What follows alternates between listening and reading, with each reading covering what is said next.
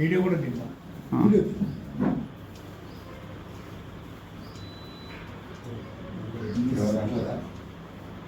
రావచ్చు. మీ పైన ఇప్పటికే 320 అయింది సార్. ఇంకెవరు రాదు సార్. వస్తే మేరసిడి గారు ఒకటే రావాలి. మేరసిడి గారు తీయట్లేదు సార్. అంటే ఆయన ఒక్కడే వస్తానని చెప్పారు. ఆయన వల్లనే మనం అందరికీ డబ్బులు వస్తాయి. పెన్షన్ వస్తుందంటే ఆయన ఆయన స్మరించుకోవడం తప్పలేదు. ఒకటి వల్ల కోట్ల మంది ఎవరో ఒకటి కత్తుంటారు సార్ అన్నిటికీ అంతే. ఒకటి వల్ల కొన్ని కోట్ల మందికి లాభం ఉంది.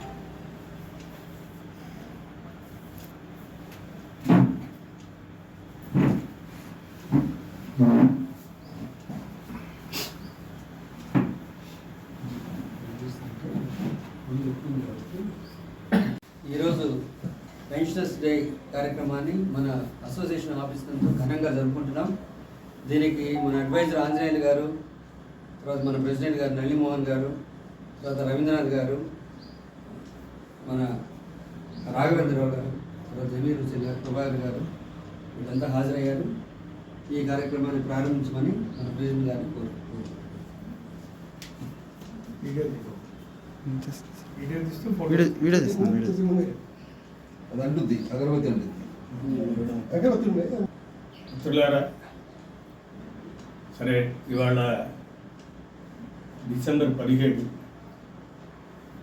జాతీయ పెన్షన్స్ డే అని నిర్వహిస్తున్నటువంటి దేశవ్యాప్తంగా కేంద్ర ప్రభుత్వానికి సంబంధించినటువంటి పెన్షనర్స్, అలానే వివిధ రాష్ట్రాలకు సంబంధించినటువంటి పెన్షనర్స్ అనేటువంటిది మరి 1982లో మనం ఇవాళ ప్రత్యేకమైనటువంటి డిసెంబర్ 17 నిర్వహించుకోవటానికి కారకులైనటువంటి నటారా గారు, ఆయన వలన ఈ పెన్షన్ అనేది దీంట్లో ఉండేటువంటి గతంలో ఉండే పెన్షన్ విధానానికి అందరికీ ఈ పెన్షన్ అనేది ఏ విధంగా ఉండాలి అనేటువంటి దానికి సుప్రీంకోర్టు ఆధారంగా మనందరికి కూడా దాంట్లో గతంలో అసలు పెన్షన్ అనే సిస్టమే మనకి 1857 స్వాతంత్ర పోరాటం, తొలి స్వాతంత్ర పోరాటం అనుకునేటువంటి దాని తర్వాత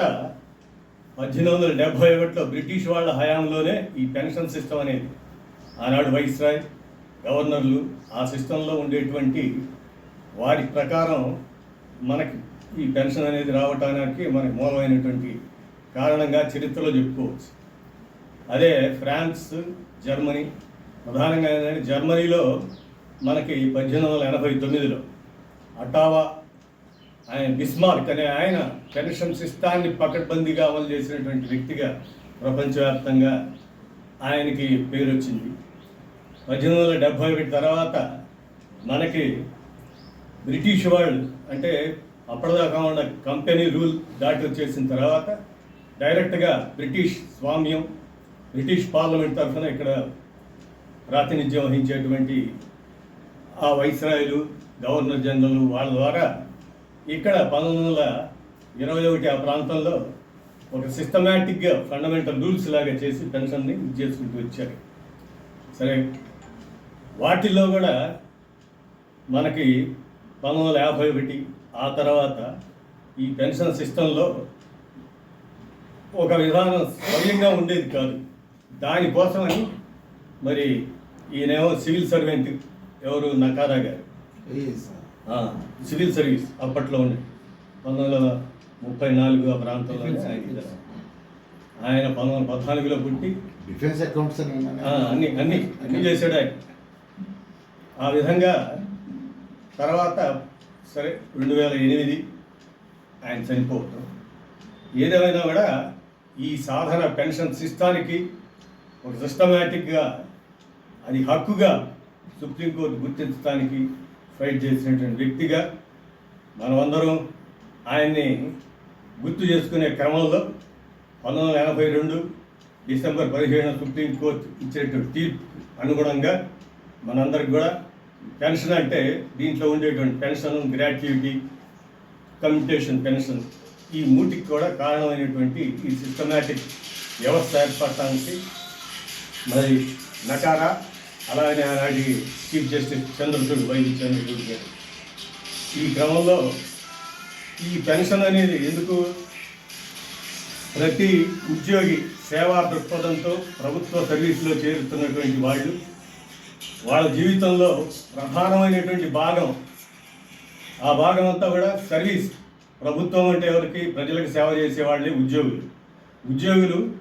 ఆ సేవ చేసేటువంటి వయస్సు, జవసత్వాలు ఉండి చేసినంతకాలం, అంటే రిటైర్మెంట్ దాకా కూడా చేసేటువంటి సేవ, ఆ సేవకి తర్వాత వాళ్ళు రిటైర్ అయిన తర్వాత వాళ్ళకి సామాజిక భద్రత అనేటువంటి విధానం కోసమే ఈ పెన్షన్ సిస్టాన్ని అందరికీ సవ్యమైనటువంటి రీతిలో ఉండాలి అనేటువంటి దాని మీద అది హక్కుగా భావిస్తూ సుప్రీంకోర్టు ఇచ్చినటువంటి తీర్పుకు అనుగుణంగా, సరే మనకి తర్వాత వివిధ రాష్ట్ర ప్రభుత్వాలు, మన ఆంధ్రప్రదేశ్లో అయితే 1980 పెన్షన్ రివైజ్డ్ పెన్షన్ రూల్స్ ఇవన్నీ చేసుకుంటూ వచ్చాం.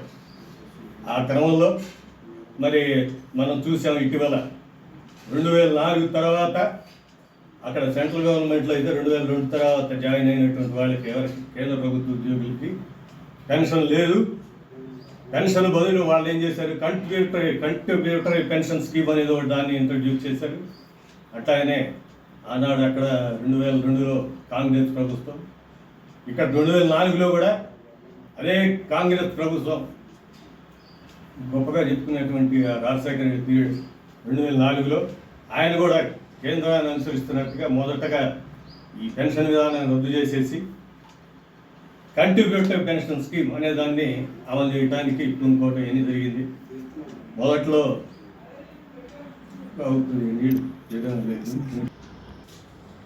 అప్పట్లో ఎట్లా ఉండేది? ఫైనాన్స్ డిపార్ట్మెంట్కి సంబంధించినటువంటి మా ట్రెజరీస్ అండ్ అకౌంట్స్ డిపార్ట్మెంట్లో డైరెక్టర్ బ్రహ్మయ్య, వాళ్ళంతా ఏంటంటే కంప్యూటరైజేషన్ వచ్చినటువంటి క్రమంలో, అలానే నూతన ఆర్థిక విధానాలు 1991లో వచ్చినటువంటి ప్రపంచవ్యాప్తంగా ఆ సిస్టమేటిక్ ఇది ప్రపంచ అప్పులు తీసుకొచ్చే క్రమంలో వాళ్ళు ఏం చేశారు? షరతులు, అప్పులు తెచ్చినవాడు అప్పులు తీసుకున్న వాడికి షరతులు పెడతాడు కాబట్టి ఆ షరతుల ప్రకారం ఏంటి? మీ ఎస్టాబ్లిష్మెంట్ కాస్ట్ తగ్గించుకోండి. అంటే ఎస్టాబ్లిష్మెంట్ కాస్ట్ అంటే ఏంటి? ఉద్యోగుల మీద పెట్టేటువంటి జీతభత్యాలు ఎస్టాబ్లిష్మెంట్ కాస్ట్ అట.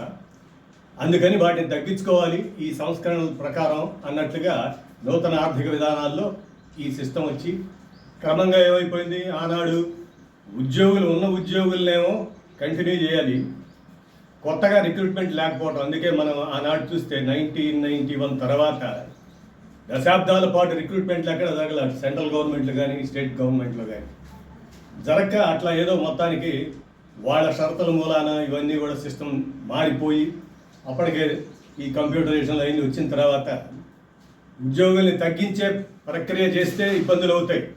అందుకని రిక్రూట్మెంట్ లేకుండా రిటైర్ అయిపోతుంటారు, ఆ వేకెన్సీస్ అట్లానే ఉంటాయి. దాని ప్రకారం నడిపించుకుంటూ వచ్చినటువంటి క్రమంలో 2000 సంవత్సరానికి వచ్చే దాటికి ఏమైపోయింది?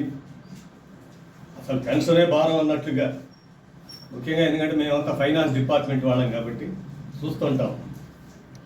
ఈ తెచ్చే అప్పులు వీటి ప్రకారం ఉండేటువంటి బడ్జెట్లు వీటన్నిటిని దృష్టిలోకి తీసుకొని, ఆనాడు నేను డైరెక్టరేట్లో మా director treasuries and accounts finance department control కాబట్టి అప్పుడు చూస్తుండేవాళ్ళు. ఏమిటి ఆయన అన్నాడు, అప్పటికి వీళ్ళంతా ఏంటంటే కంప్యూటర్ బ్యాచ్ వాళ్ళు మరి ఆ కంప్యూటరైజేషన్ వచ్చిన తొలి క్రమంలో మనమేమో గుమస్తాల నుంచి సూపరింట్లు ఈ క్రమంలో మనం వస్తే వాళ్ళు డైరెక్ట్ రిక్రూటింగ్. ఆ రోజుల్లో వాళ్ళందరికీ ఏంటంటే ఆ కంప్యూటరైజేషన్ ఇవన్నీ కూడా మోజు. సరే, అప్పట్లో మనం వ్యతిరేకించడం అంటే సాంకేతికతని తీసుకురావడానికి మనం వ్యతిరేకులం కాదు. తద్వారా ఏమవుతుంది? ఉద్యోగుల్ని తగ్గించే పరిస్థితులు ఇవన్నీ ఉంటాయని ఆనాడు మరి మన ఎన్జిఓ సంఘాల ద్వారా కానీ వాటిల్లో పనిచేసిన వాళ్ళం కాబట్టి మేము కూడా ఈ కంప్యూటరైజేషన్ ఇవన్నీ నిజమే, ఇప్పుడు ఏంటి వర్క్ తగ్గించాలి అనే దానికి కంప్యూటరైజేషన్. అంతేగాని ఇప్పుడు అంతకుముందు ఆఫీసులో మనం చూసేవాళ్ళం, మనం రిక్రూట్ అయిన కొత్తల్లో ఆఫీసుల నిండా జనం ఉంటుండేవాడు. రాను ఈ నూతన ఆర్థిక విధానాలు ఇవన్నీ వచ్చి చేసిన తర్వాత రిటైర్ అయిపోయేవాడు పోతుంటాడు ఖాళీగాను. ఇవన్నీ అయిన తర్వాత ఏం చేశారు? డిపార్ట్మెంట్లు కుదించటం మీరంతా గమనించి ఉంటారు. ఎస్ఎంపిసి అని సర్ప్లస్ మ్యాన్ పవర్ సెల్ ఇట్లాంటివన్నీ పెట్టేసి డిపార్ట్మెంట్ కుదించి వాళ్ళని అక్కడక్కడ అడ్జస్ట్ చేయడం అనేది ఒక ప్రక్రియ. ఇవన్నీ కూడా ఏంటంటే పైన ఈ వరల్డ్ బ్యాంక్ షరతులు కావచ్చు, ఏదైనా కావచ్చు, ఆర్థిక విధానాలు కావచ్చు, ఇవన్నీ కావచ్చు. ఏదేమైనా కూడా ఉద్యోగులకు భారం, ఆ పనితీరు ఇవన్నీ క్రమంగా పెరుగుతూ రాను రాను రిక్రూట్మెంట్లు తగ్గిపోయి ఉన్నవాడు పని చేయటం ఇవన్నీ మన దశ మనం దాటి వచ్చే నాటికి పరిస్థితులు ఎట్లా వచ్చినాయి. సర్ప్లస్ మ్యాన్ పవర్ సెల్ నుంచి వచ్చిన వాళ్ళని అడ్జస్ట్ చేసిన తర్వాత ఉద్యోగుల రిక్రూట్మెంట్లు తగ్గిపోయి అవి లేకుండా ఏం చేస్తున్నారు, అవుట్ సోర్సింగ్ విధానాన్ని తెచ్చారు.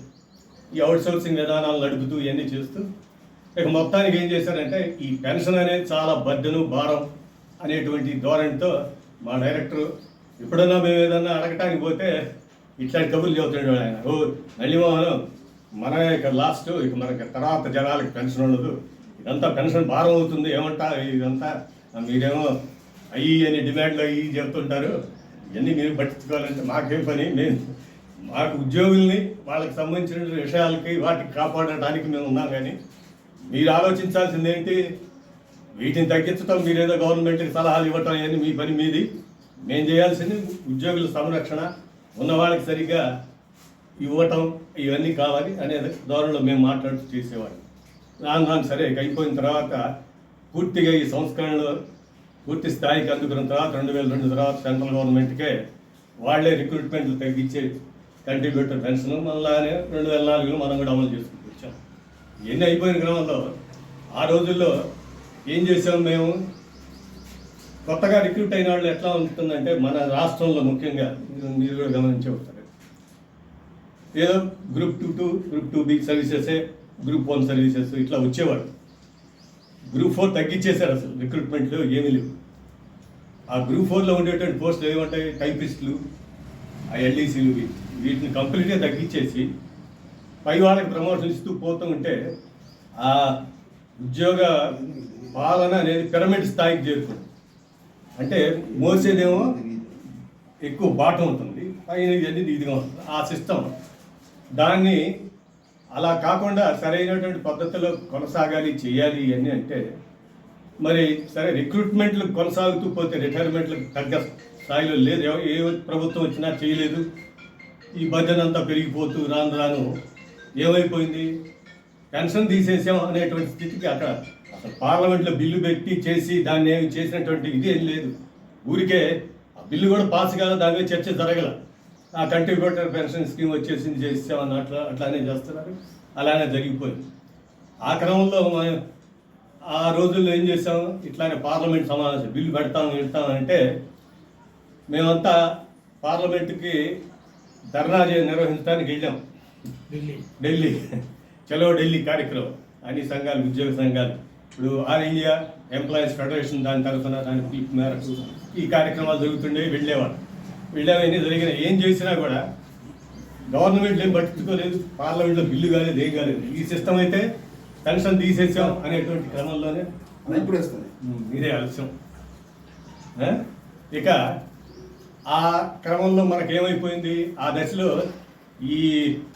ఈ విధానానికి వ్యతిరేకంగా ఉద్యోగుల్ని సమాయత్తం చేసి పోరాటానికి చేసినటువంటి క్రమంలో సీనియర్లుగా మనమే వెళ్ళాం. కానీ తర్వాత రిక్రూట్ అయినటువంటి జనాలకి ఏమనిపిస్తుందంటే వాళ్ళకి కూడా ఈ కంట్రిబ్యూటర్ పెన్షన్ విధానంలో కుర్రాళ్ళు ఆనాటి కంప్యూటరైజేషన్ ఎన్ని పెట్టుకొని వచ్చినటువంటి మైండ్లు బయట మనకి అప్పటిదాకా ఉన్నటువంటి విధానం, మనం 20-25 ఏళ్ళ సర్వీస్ చేసిన వాళ్ళకి కూడా మనకి జీతాలు 20,000 ఉండేది కాదు ఆనాడు. ఇప్పుడు ఎప్పుడైతే ఐటీ డెవలప్ అవుతూ వచ్చిన క్రమంలో ఆనాడు చూస్తే మన పిల్లలు కొత్తగా ఉద్యోగానికి వస్తే వాడికి 30,000 ఇట్లా ప్యాకేజీలు ఉంటుండేవి. ఇదే అనే ఈ వ్యత్యాసాలతో సతమతం అవుతున్నటువంటి క్రమంలో ఈ కొత్తగా జాయిన్ అయినటువంటి ఉద్యోగులు, అరే మీకు పెన్షన్ లేదు, మీరు దీనికోసం ప్రత్యేకంగా మీరు ఎట్లా ఉంటుంది, మనమంతానేమో సీనియర్లుగా ఉండి మనకు వచ్చేటువంటి పిఆర్సీ ఇవన్నీ మనం బెనిఫిట్స్ పొందుతుంటాం. వాడికి ఎట్లా ఉంటుందంటే వాడికి వచ్చే జీతంలో 10% తీసి పక్కన పెట్టుకోవాలి.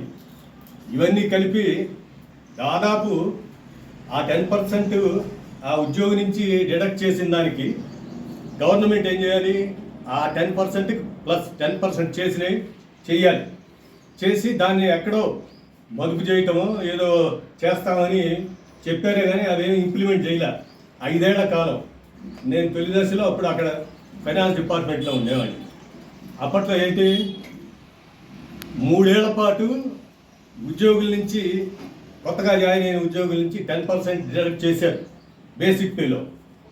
ఇదైతే గవర్నమెంట్ నుంచి అయితే ఆ మ్యాచింగ్ ఏదైతే ఉంటుందో అది వెయ్యట్ల.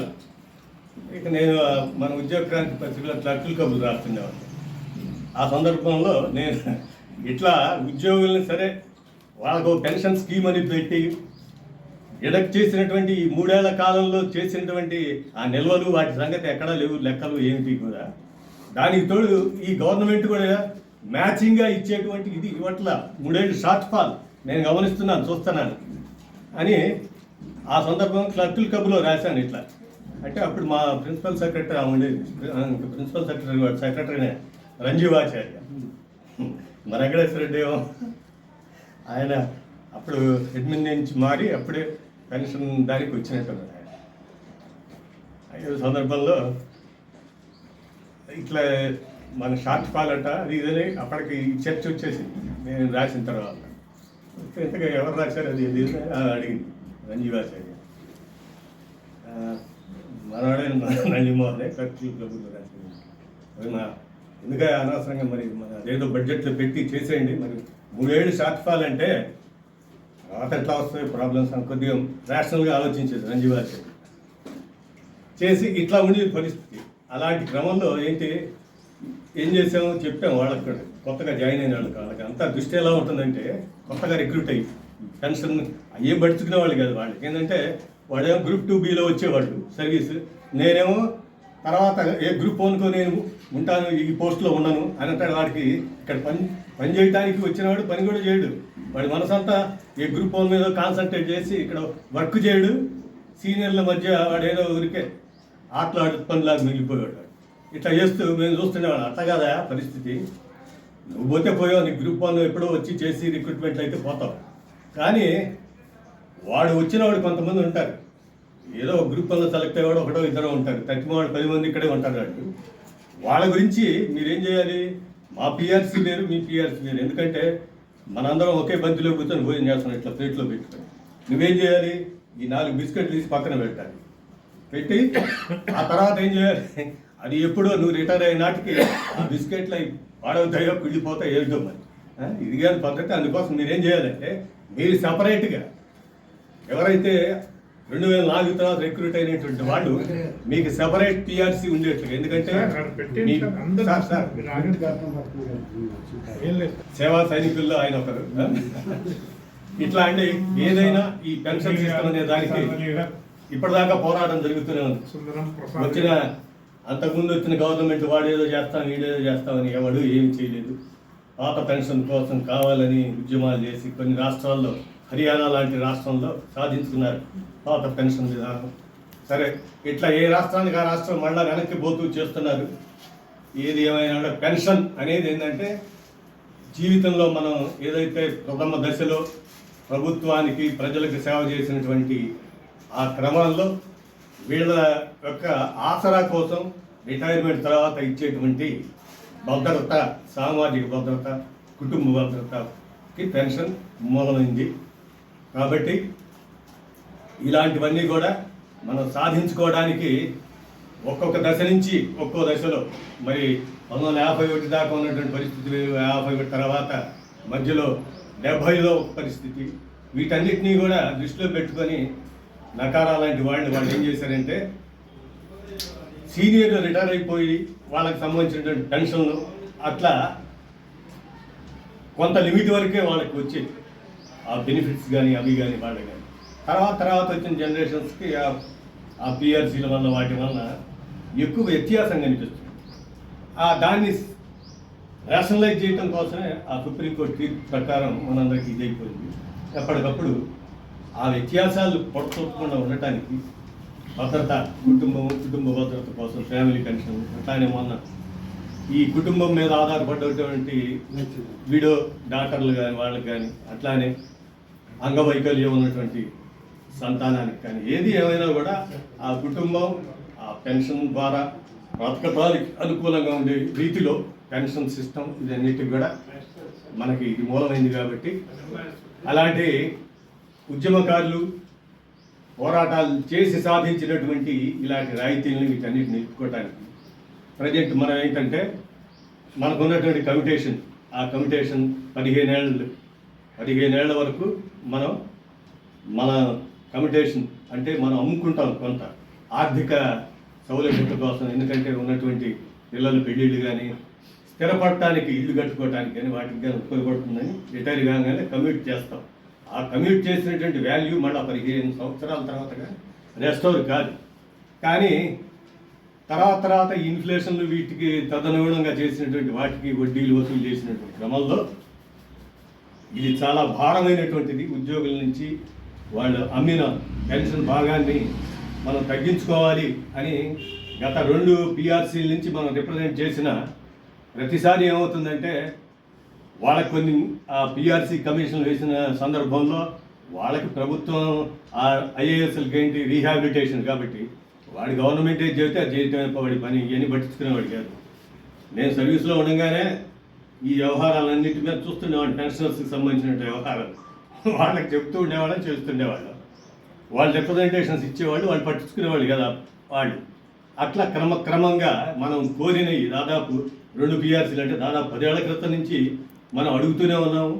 ఏది ఆ 15 years పీరియడ్ 13 years తగ్గించమని అని. ఇప్పటికి వచ్చేటప్పటికి పరిస్థితి ఏమైందంటే 11 సంవత్సరాల 3 నెలలకి ఇదైతే సవ్యంగా ఉంటుందనే స్థితికి వచ్చాము.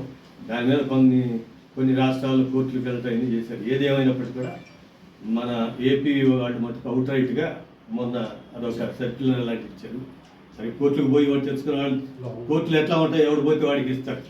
ఇది కాకుండా ఒక రేషనలైజేషన్ ఏదైనా ఒక విధానం ఒకటికి అది ఒకటికి ఇది వెళ్ళినోడికే ఇస్తామంటే ఇది కాదు. దానికి ఒక ఇది పద్ధతి ద్వారా చేయాలనేటువంటి రీత్యా 11 సంవత్సరాలు 3 నెలలకే రెస్టోర్ చేశారు. మన మిత్రుడు ఆయన వాలంటీర్ రిటైర్మెంట్ పెట్టుకునే సందర్భంలో చెప్పారు. ఇది ఎట్లా ఉంటుందంటే మనకి కమిటేషన్ వాల్యూ గతంలో 58 yearsకి మనం రిటైర్ అయ్యేవాళ్ళం. అప్పటి వాల్యూ వేరుగా ఉంటుంది. 60 ఏళ్ళకి అనేటప్పటికీ ఏజ్ పెరిగే కొద్దీ కమిటెడ్ వాల్యూలో దానికి వచ్చేటువంటి విలువ తగ్గుతుంది. అందుకని నేను 60 ఏళ్ళకి రిటైర్ అయిన సందర్భంలో మనోడు చెప్పాను, నీకేం నష్టం లేదు, శుభ్రంగా నువ్వు 55 గంట రిటైర్ అయ్యావు అనుకో, నీకు వచ్చే వాల్యూ ఎక్కువ ఉంటుంది. సర్వీస్లో లేనిపోయి టెన్షన్లు ఏది పెట్టుకొని 58 నాటికి ఉండే 58కి రూపాయికి మనకు ₹1.50 ఇచ్చారనుకోండి.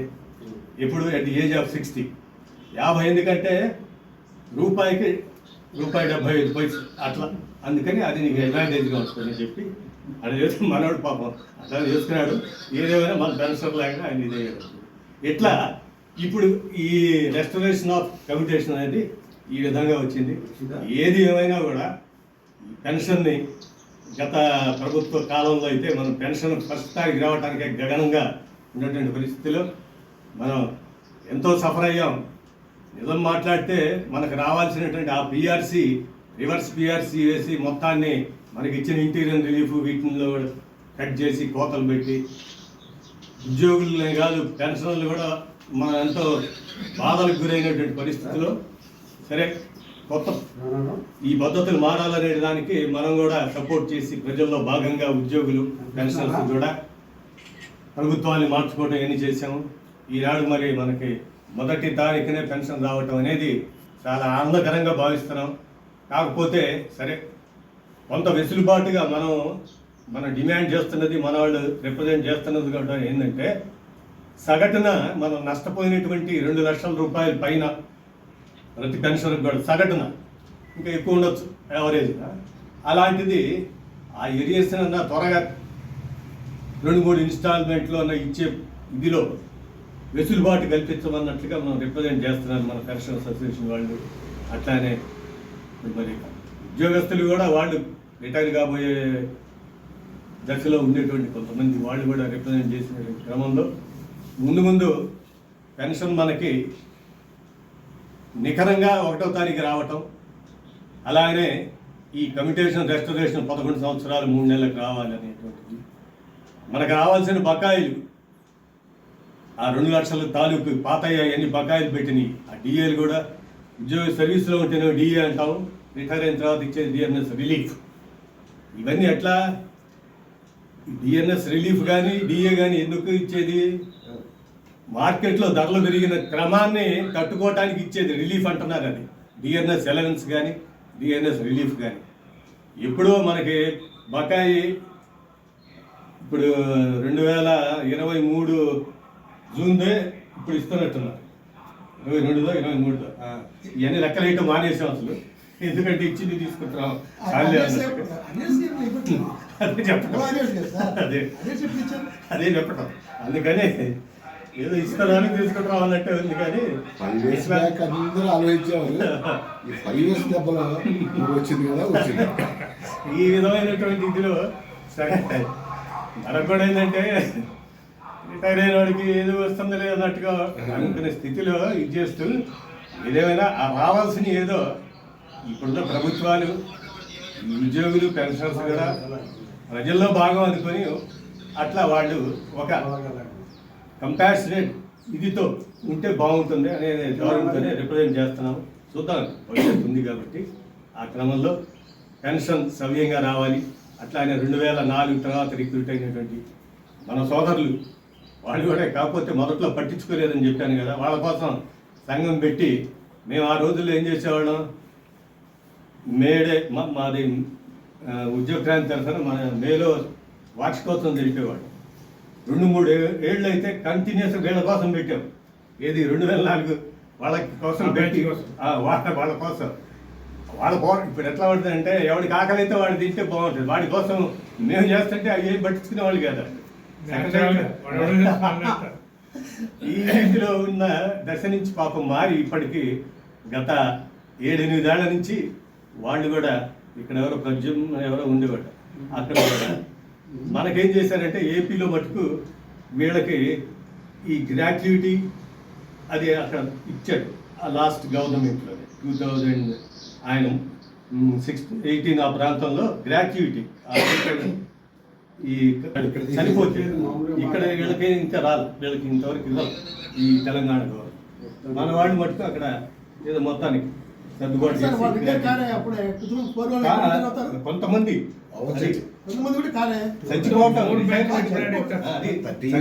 ఇప్పుడు గ్రాట్యుటీ అదేంటి డిసిఆర్జీ అంటారు దాన్ని, డెత్ కమ్ రిటైర్మెంట్ గ్రాట్యుటీ. అందుకని వాళ్ళే రిటైర్ అవ్వాల్సిన పని కాదు, చచ్చిపోయాడు అనుకో ఇవ్వాలి కదా. ఆ ప్రకారం అక్కడ జరిగింది అది.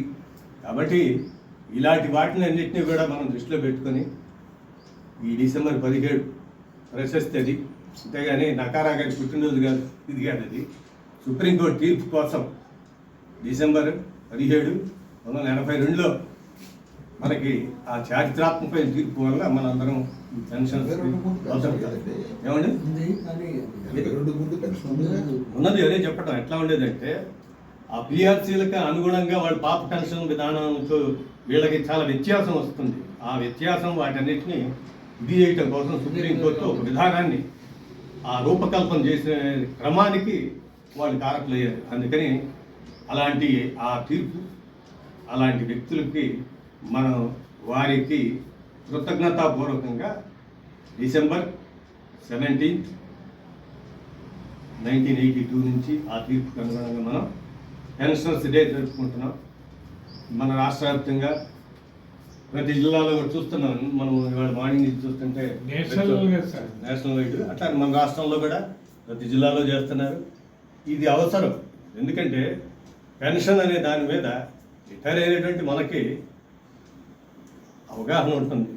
మనం ఏంటంటే సీనియర్లం కాబట్టి ఆ రీత్యా మన వంతుగా మనం ఆ దాన్ని గ్రాటిట్యూడ్గా, పెన్షన్ అంటేనే ఏంటి, చేసిన సేవకి గ్రాటిట్యూడ్గా వాడు పాల్గొనవడనే కావచ్చు, ఇవ్వాల్సిన మేర ఇవ్వాలి, వాటిలో కోతలు పెట్టకుండా సజావుగా అన్నీ సరిగిపోయి వాళ్ళకి కావాల్సిన సోషల్ సెక్యూరిటీ, ఫ్యామిలీ సెక్యూరిటీ వీటన్నిటి కోసం అది నిలుపుకోవాలి, ఇట్లా కొనసాగాలి. కాకపోతే అనొచ్చు ఆయుష్ ప్రమాణం పెరిగింది కాబట్టి మనం బతుకున్నంతకాలం మనం తర్వాత ఫ్యామిలీ పెన్షన్, స్పౌజ్, ఆ డిపెండెన్స్కి ఇట్లా ఇవన్నీ కూడా ఉంటే కుటుంబానికి భద్రత ఇవన్నీ ఉంటాయి కాబట్టి ఈ రీత్యా మనం ఇవాళ దాన్ని కృతజ్ఞతాపూర్వకంగా డిసెంబర్ 17 నేషనల్ పెన్షన్స్ డే ఆ కార్యక్రమంలో భాగంగానే సరే లాస్ట్ ఇయర్ మనం బాగానే చేసుకున్నాం. సరే ఏది ఎంతైనా కూడా దీన్ని మనం కార్యక్రమం చేసుకోవటమే ప్రధానం కాబట్టి మంచిదే, చాలా సంతోషం. ఇంకా మిత్రులు అందరూ వచ్చినట్టే బాగుండేది, కానీ ఈ వాళ్ళకు ఉండేటువంటి పనులు వయసు తిరగటం చేయటం ఉంటాయి, బాధ్యతలు పనులు కానీ మనం అవన్నీ తప్పు పట్టాల్సిన పని లేదు. వచ్చిన వాళ్ళనే చేస్తాము, వచ్చిన వాళ్ళనే కార్యక్రమాలు నిర్వహించుకుంటాం. ధన్యవాదాలు. ఈరోజు మనం పెన్షన్స్ డేని ఘనంగా జరుపుకున్నాం. మన మిత్రులందరూ పాల్గొన్నారు ఇందులో. అలాగే మన సభ్యులందరూ కూడా ఈ రోజుని ఘనంగా జరుపుకోవాలని కోరుకుంటున్నాను. మనం ఇక్కడ చెప్పడానికి ఏంటంటే కృతజ్ఞత చెప్పుకోవాలన్నమాట. ఎవరైనా ఒక్కరు మేలు చేసినందుకు కోట్లాది మంది ఆ ఫలితాన్ని అనుభవిస్తున్నారు, ఎంజాయ్ చేస్తున్నారు. అలాగా రాబోయే కార్యక్రమాల్లో ఏదైనా మనకు అవసరం వస్తే మనం కూడా ముందుండి మన ప్రభుత్వ ఉద్యోగస్తులకు కానీ పెన్షనర్స్కి కానీ ఏదైనా మేలు జరిగేటట్టుంటే మనం ముందుండి ఇక అలాంటి కార్యక్రమాన్ని చేపట్టి మార్గదర్శకంగా ఉండాలని అనుకుంటున్నాను. ఈ సందర్భంగా మనతో వారికి కృతజ్ఞత చెప్పుకోవడంతో పాటు మన సభ్యులకి, మన ఇంట్లో మనకు సపోర్ట్ చేసిన, ఇంతకాలం మనల్ని సపోర్ట్ చేసిన మన కుటుంబ సభ్యులకి, బంధువులకి, మిత్రులకి అందరికీ కృతజ్ఞతాపూర్వకంగా నేను నమస్కరిస్తున్నాను. ఈ కార్యక్రమం ఇంతటితో ముగిస్తాను.